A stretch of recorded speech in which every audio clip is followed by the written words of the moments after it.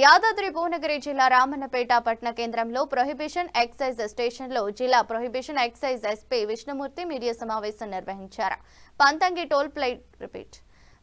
Toll gate వద్ద మంగళవారం నిర్వహించిన తనిఖీల్లో భారీగా గంజాయిని పట్టుకుని ఒడిశా నుంచి మహారాష్ట్రకు తరలిస్తున్న సుమారు 60 కిలోల గంజాయిని స్వాధీనం చేసుకున్నారు.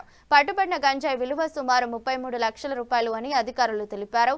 ఈ కేసులో 2 మహిళలు 2 పురుషులను అరెస్ట్ చేశారు. నిందితుల వద్ద నుంచి 2 సెల్ ఫోన్ల కార్డును స్వాధీనం చేసుకున్నారు. నిందితులపై కేసు నమోదు చేసి రిమాండ్కు తరలిస్తున్నట్లు ఎస్పీ విష్ణుమూర్తి వెల్లడించారు.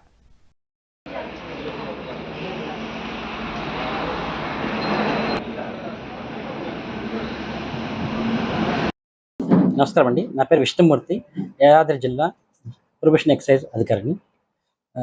డైరెక్టర్ ఆఫ్ ఎన్ఫోర్స్మెంట్ మరియు ఉమ్మడి నల్గొండ జిల్లా డిప్యూటీ కమిషనర్ శ్రీ శ్రీనివాస్ రెడ్డి గారి ఆదేశాల మేరకు పంతంగి టోల్ గేట్ దగ్గర తనిఖీలు జరగడం జరిగింది.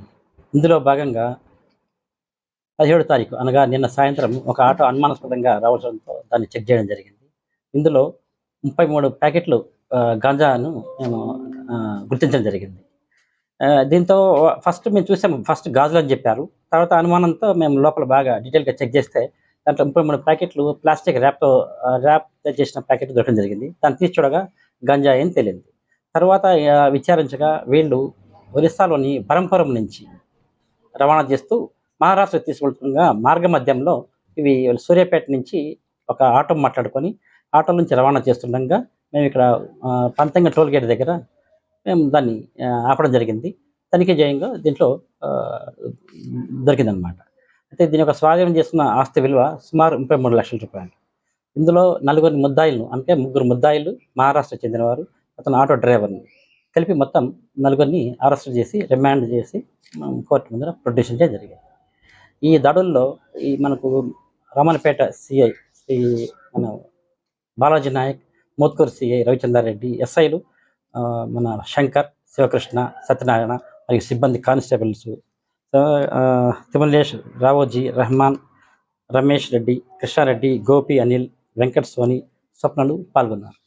ఇందుకు గాను ఉన్నతాధికారులు వాళ్ళని పాల్గొన్న సిబ్బందిని అభినందించడం జరిగింది. దీంట్లో 3 ఒక ఫ్యామిలీ కాదు, దగ్గర బంధువులు.